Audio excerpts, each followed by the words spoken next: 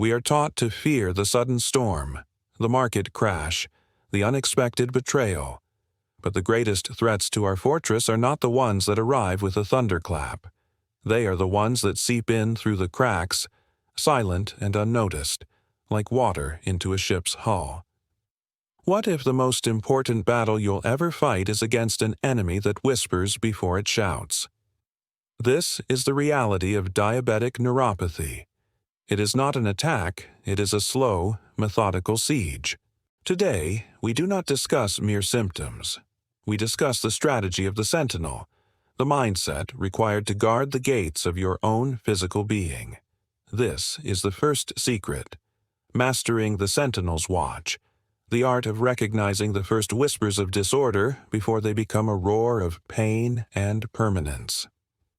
I once mentored a brilliant young man, a software architect named Leo. He could see the architecture of entire digital ecosystems in his mind, spotting a single misplaced semicolon in a million lines of code that could bring a system crashing down. He was a master of his external world. Yet, when his own body began issuing warnings, he ignored them. He complained of a strange tingling in his fingertips while typing, a coldness in his feet that had nothing to do with the room's temperature. He dismissed it as fatigue or stress. He was too busy building his empire to run diagnostics on himself. The whispers continued for months. A numbness here, a sudden sharp sensation there. He was receiving compiler warnings from his own nervous system, but he kept hitting ignore. The crisis moment came not as a gradual decline, but as a catastrophic failure.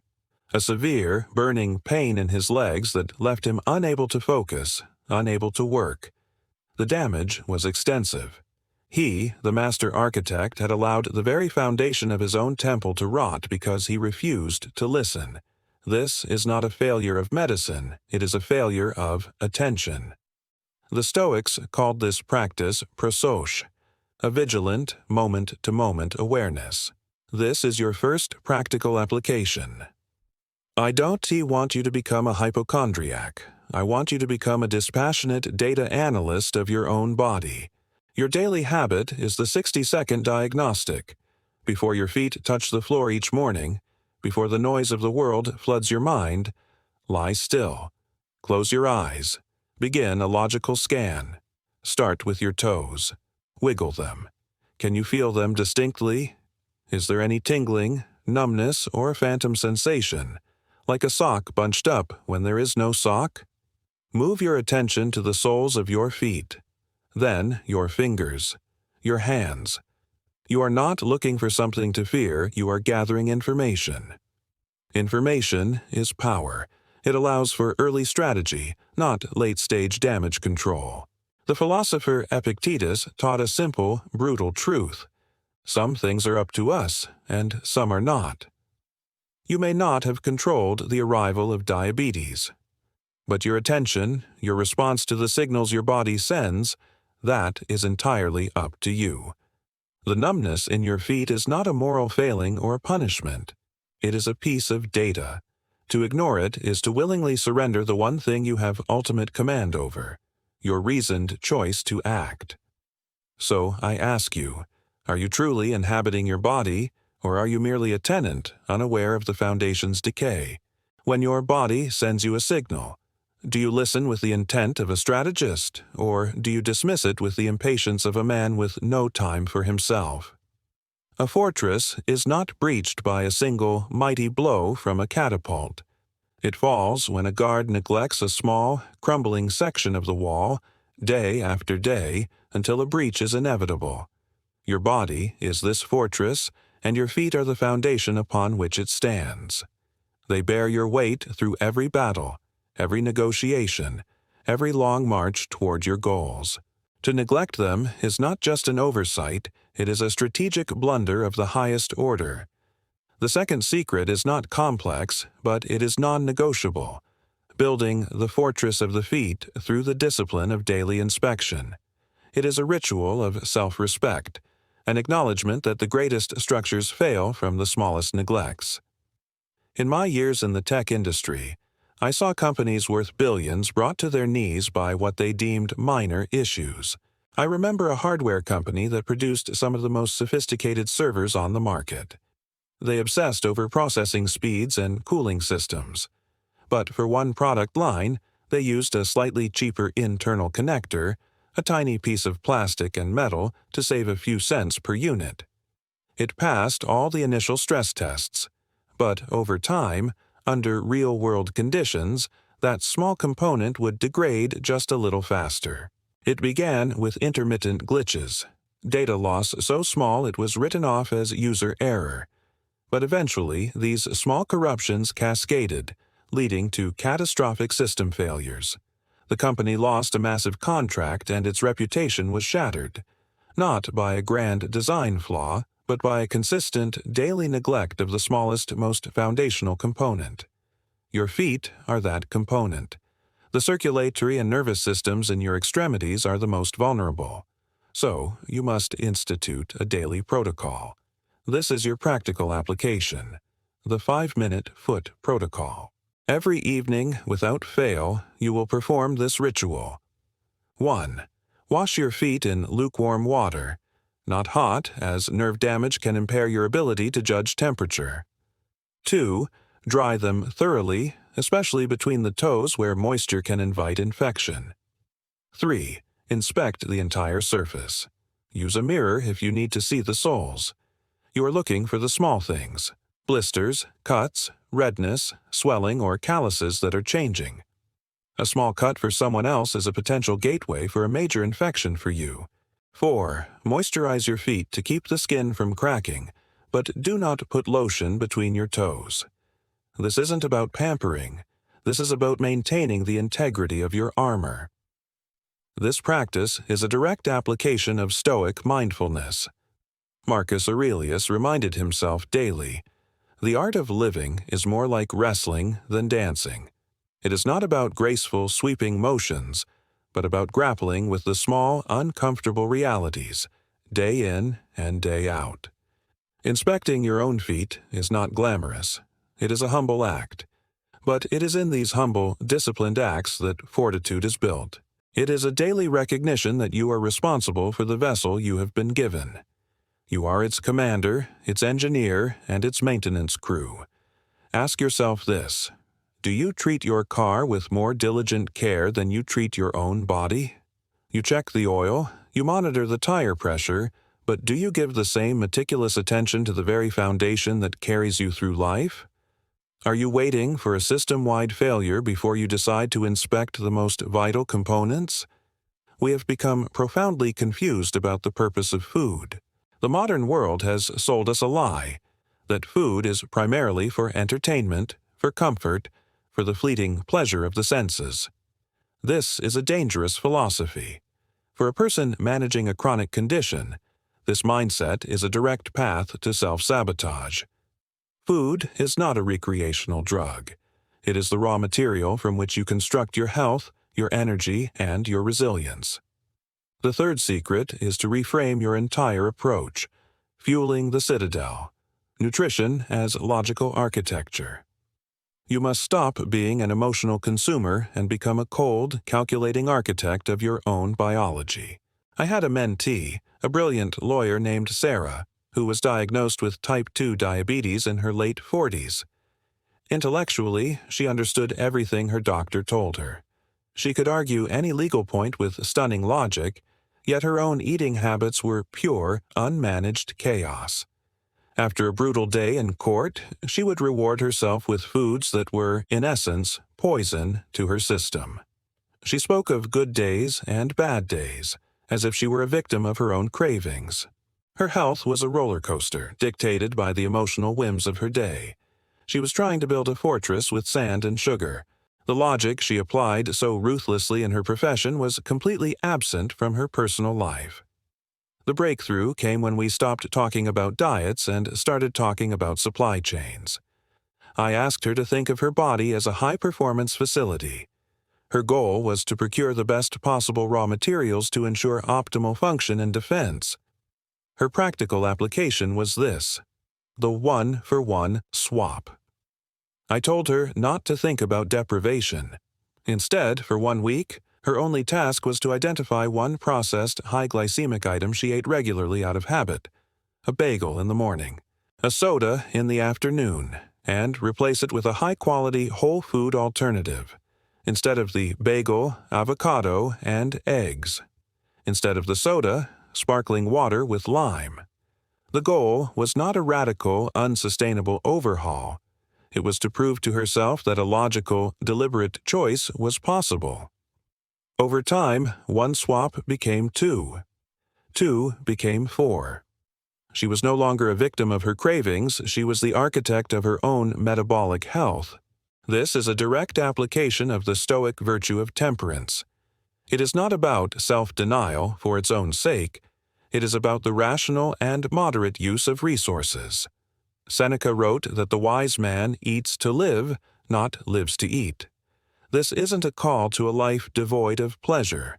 It is a call to find a deeper satisfaction in mastery and well-being than you could ever find in a moment of sensory indulgence. The pleasure of a stable blood sugar reading, of waking up with energy, of knowing you are in command. That is a pleasure far superior to the fleeting taste of sugar. This is about prioritizing long-term strength over short-term comfort.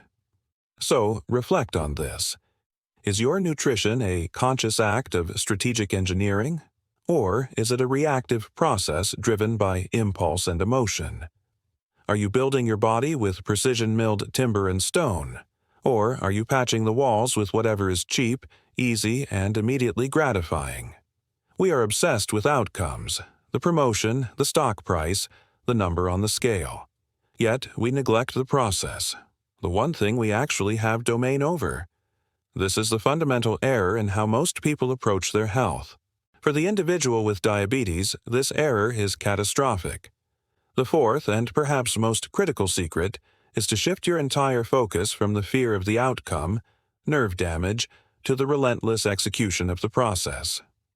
Mastering the controllable, the non-negotiable of blood sugar command. This is the central battlefield. All other strategies are merely supportive flanks.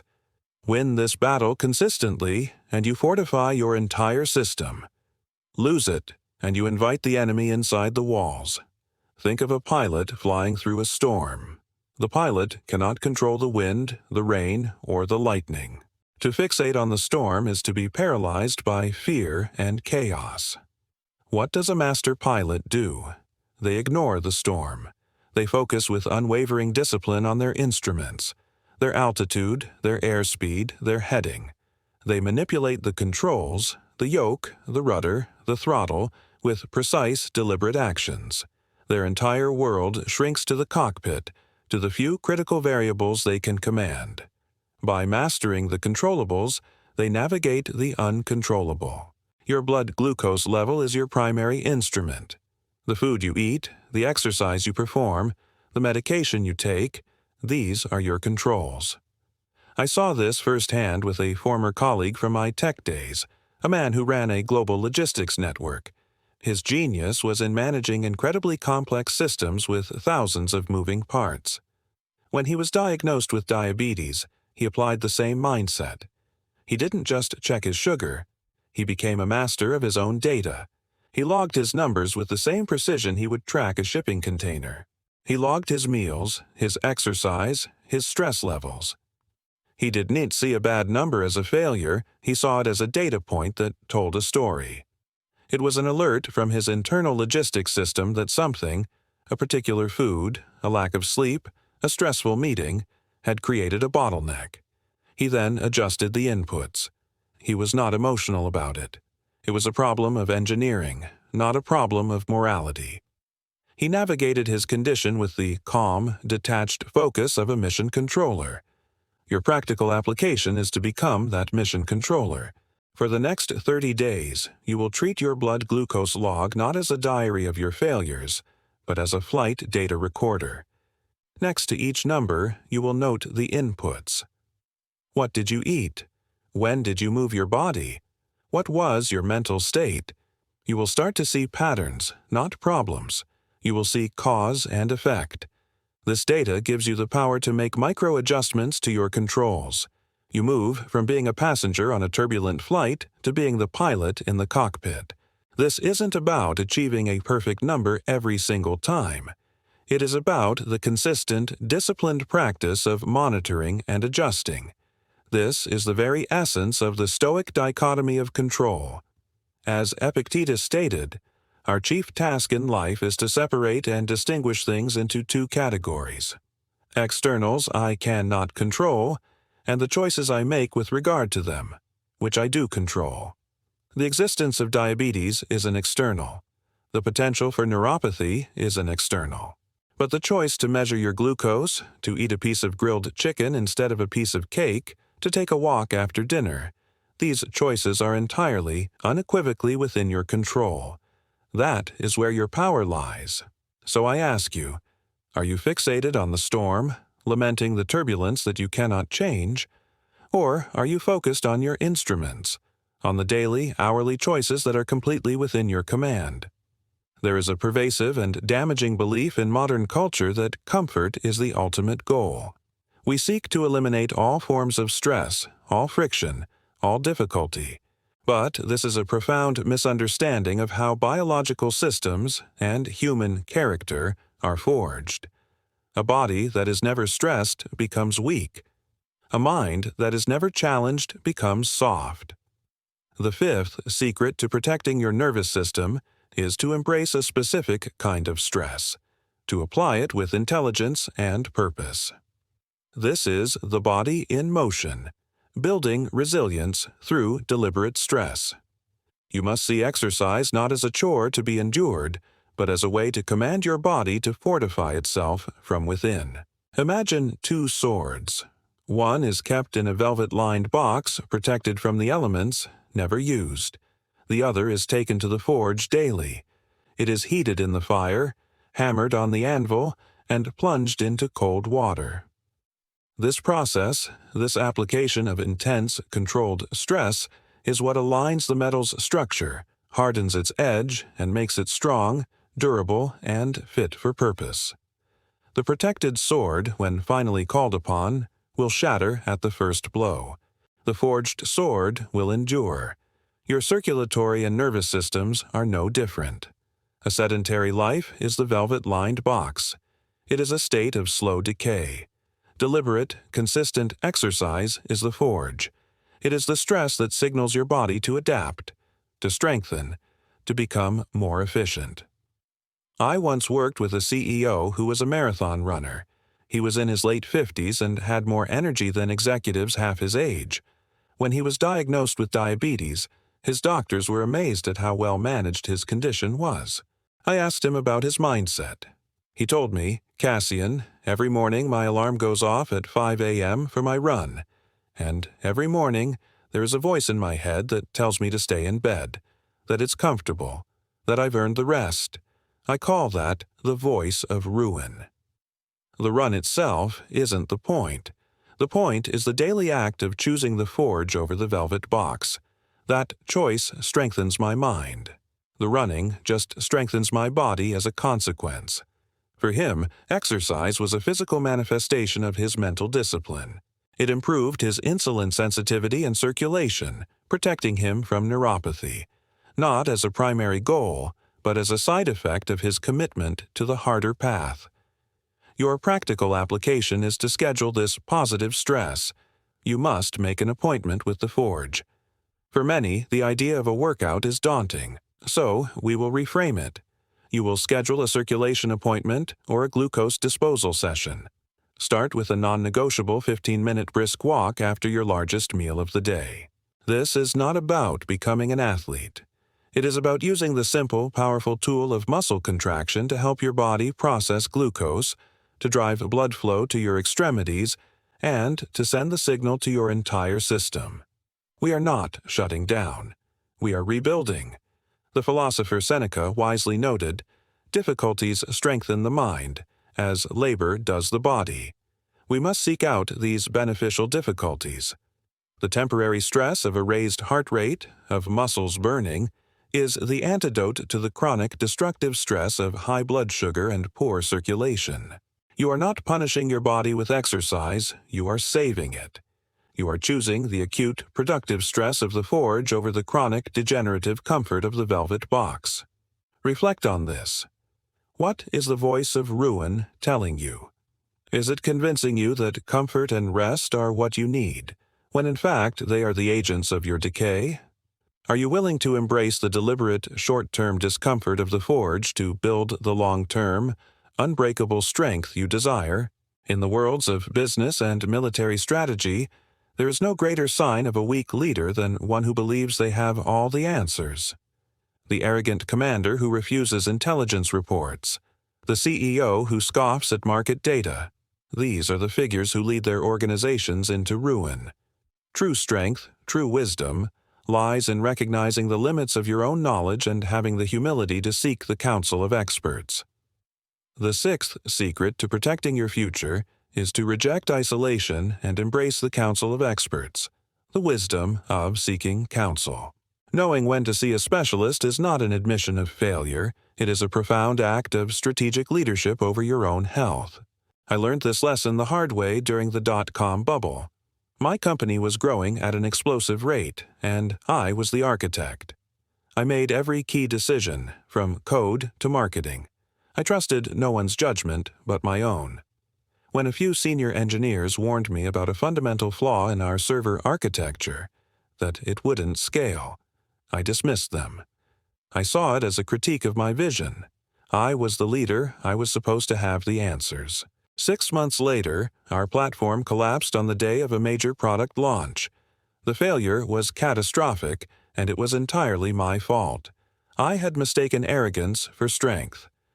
A wise leader doesn't need to know everything they need to know, who to ask, and when to listen. This is precisely the mindset you must adopt. Your general practitioner is your field commander, but there are specialists, your council of experts, who are essential for specific intelligence. A podiatrist is a specialist in the foundational integrity of your fortress. A neurologist is an expert in the complex wiring of your nervous system. An endocrinologist is a master of the hormonal and metabolic systems that govern your entire state of being. You do not wait for a total system collapse to consult them.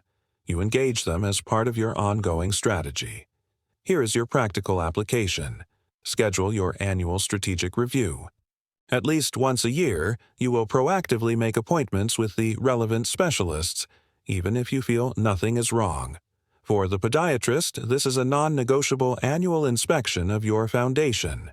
Regarding a neurologist or endocrinologist, you go when you have exhausted the tools your primary doctor has given you, or when the data you are collecting, your blood sugar log, your own sensory scan, shows a negative trend that you and your doctor cannot reverse. You go not in panic, but with data in hand. You present your logs and say, "This is the situation. This is the data I have collected, and my current strategy is no longer producing the desired results. I require your specialized counsel." This transforms you from a passive patient into the chairman of your own personal board of directors. This aligns with the Stoic understanding of the world. They were not solitary mystics. They were men of action who understood the value of the right teacher, the right guide. Marcus Aurelius learned from Rusticus. Zeno learned from Crates. They understood that wisdom is not generated in a vacuum. It is cultivated through dialogue, mentorship, and a humble willingness to learn from those who know more. Your health is no different. To stubbornly go it alone is not virtuous, it is a form of pride, and, as the ancients knew, pride is the precursor to destruction. Ask yourself these critical questions. Are you treating your health with the same strategic seriousness you would treat your business or your finances? Are you assembling a council of trusted experts, or are you acting as a lone dictator, destined to be blindsided by the one thing you refused to see? We have discussed sentinels, fortresses, fuel, and councils. We have laid out strategies and tactics. But all of this is useless if the ruler of the citadel, the mind, is in a state of chaos, resentment, and fear. The final, overarching secret is the one that governs all others. You must cultivate the architect's mindset, the inner game of a chronic condition. Your battle with diabetes and the threat of its complications is not primarily a physical struggle. It is a psychological and philosophical one. The quality of your mind will determine the quality of your physical outcome. You must see this condition not as a curse, but as a crucible. It is the fire that can forge an iron will. Throughout my life, I have seen two kinds of people confront irreversible adversity. The first kind is the victim. They ask, "Why me?" They see the condition as a punishment, a cruel twist of fate that has robbed them of a normal life. Every blood sugar test is a judgment.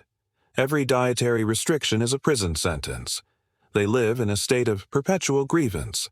Their mental energy is consumed by resentment for the past and fear of the future. This mindset is a corrosive acid. It paralyzes action and ensures the very outcome they dread. The second kind is the architect. The architect accepts the reality of the situation without complaint. They see the diagnosis not as an endpoint, but as a new set of design parameters. They have been handed a challenging plot of land and are now tasked with building the strongest possible structure upon it. A mentee of mine embodied this shift perfectly. For a year after his diagnosis, he was a victim. He was angry, he cheated on his diet as an act of rebellion, and his health spiraled. He felt that life had been fundamentally unfair. During one of our talks, I stopped him and asked a simple question. "Has this diagnosis given you anything?" He was furious at the question. But I pressed him. "Has it forced a discipline on you that you lacked? Has it forced you to be mindful of your body where you were once careless? Has it stripped away the trivial and forced you to focus on what truly matters for your survival and well-being?" It was a painful conversation, but it was a turning point. He began to see that the rigid structure his condition demanded was also the blueprint for a level of self-mastery he had never known. He became an architect. He started to take pride in his control, in his discipline. He saw a perfect blood sugar reading not as a reprieve from punishment, but as a testament to his own strength of will. This is the ultimate practical application, the daily reframe. Every time you feel the sting of resentment, when you have to decline a dessert, when you have to prick your finger, when you feel a strange sensation in your feet, you must consciously practice a mental exercise. Acknowledge the feeling of frustration and then immediately reframe it. This injection is not a burden. It is the tool that allows me to command my own biology. This food choice is not a sacrifice, it is an act of building my own fortress. This strange sensation is not a threat, it is valuable data that allows me to make a better, strategic decision.